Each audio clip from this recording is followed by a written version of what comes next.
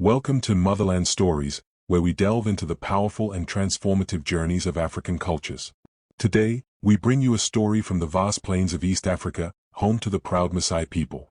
Known for their colorful shukas, intricate beadwork, and rich traditions, the Maasai are a community bound by a deep connection to their past.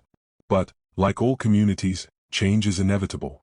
For centuries, one tradition stood at the heart of Maasai culture, a practice called female genital mutilation, or FGM. This ritual, once believed to signify the transition from girlhood to womanhood, has left its scars, both physical and emotional, on countless young Maasai girls.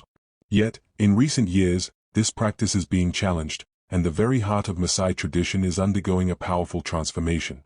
This is the story of how a community's darkest tradition is slowly being unwrapped, and the journey toward ending FGM in the Maasai community, the end of an era in the Maasai community.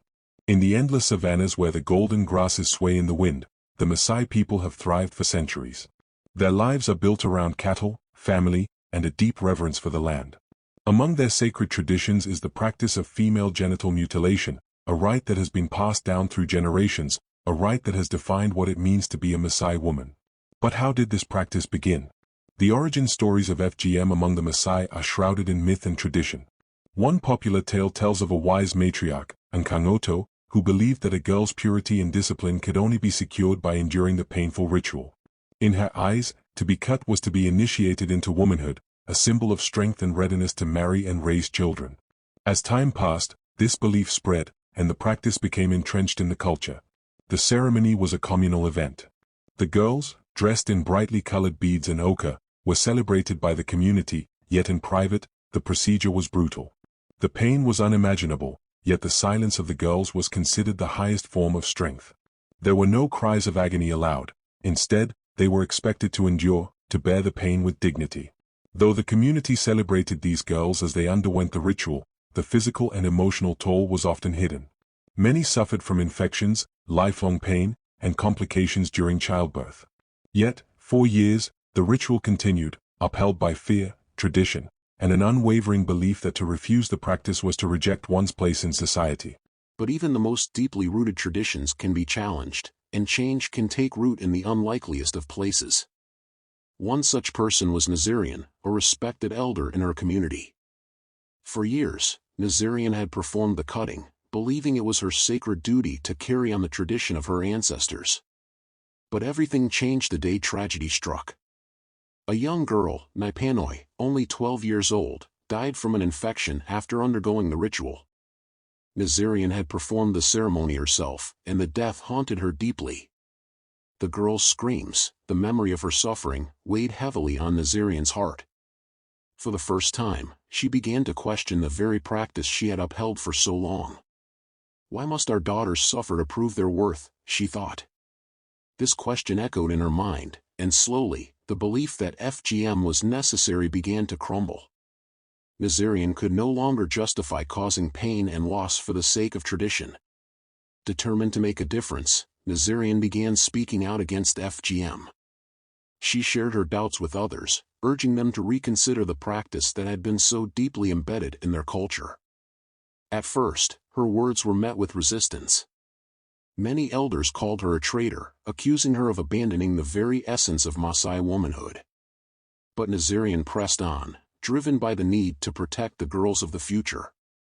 She sought allies in unexpected places, healthcare workers, educators, and even a few brave men who understood the harm the ritual caused. Together, they began holding secret meetings, sharing knowledge about the dangerous physical and psychological effects of FGM. Naserian proposed an alternative ceremony, one that honored Maasai culture but caused no harm. In this new rite, girls would be celebrated as they transitioned into womanhood, without the pain of cutting. They would be blessed, adorned with beads, and honored by their community. Over time, Naserian's voice gained strength. Women who had once performed the cutting now stood with her, calling for an end to the ritual. They spoke out against the very practice they had once upheld, realizing that change was necessary for the future of their daughters. It wasn't an easy road. Many in the community still clung to old beliefs, fearing that abandoning FGM would render their daughters unmarriageable or worse, dishonorable. But the movement slowly gathered momentum. More villages began to speak out against FGM, and more girls were spared the traumatic procedure. In some places, entire communities declared their abandonment of FGM, and the younger generation of Maasai youth embraced this change. Girls who had once feared the ritual now grew up unburdened by it. The elders, who had once enforced the practice, now became its most vocal opponents, sharing their stories and educating others about the harm it caused. But the change wasn't just about removing a harmful tradition. It was about creating a new way to honor Maasai culture. The alternative rites became a source of pride, a celebration of what it meant to be a woman without causing harm. The village elders, who had once believed they were preserving Maasai womanhood through the ritual, now saw a new way to celebrate their daughter's strength and beauty. The story of FGM in the Maasai community is one of deep transformation. It is the story of a community that, despite the weight of tradition, found the courage to evolve. It is the story of women who, once the enforcers of a harmful practice, became its fiercest opponents. Through education, courage, and the collective action of individuals like Naserian, Maasai culture is being redefined. The journey is far from over. There are still challenges ahead, and not all communities have abandoned the practice. But with each passing year, more Maasai girls are growing up free from the pain of FGM. They are learning that their worth is not defined by what they endure but by who they are. Today, as the sun sets over the Maasai plains, the sound of celebration fills the air. Young girls dance freely, no longer weighed down by a tradition of pain. The Maasai community is witnessing a new dawn, one where tradition is celebrated, not by causing harm, but by honoring the strength and beauty of every woman. The end of an era in Maasai culture is not just a victory for the girls, but for the entire community. This is the beginning of a future where every Maasai girl can grow into the woman she is meant to be, without fear, without pain, and without limits. Thank you for watching Motherland Stories. If you found this story inspiring, don't forget to like, share, and subscribe for more journeys into the heart of Africa.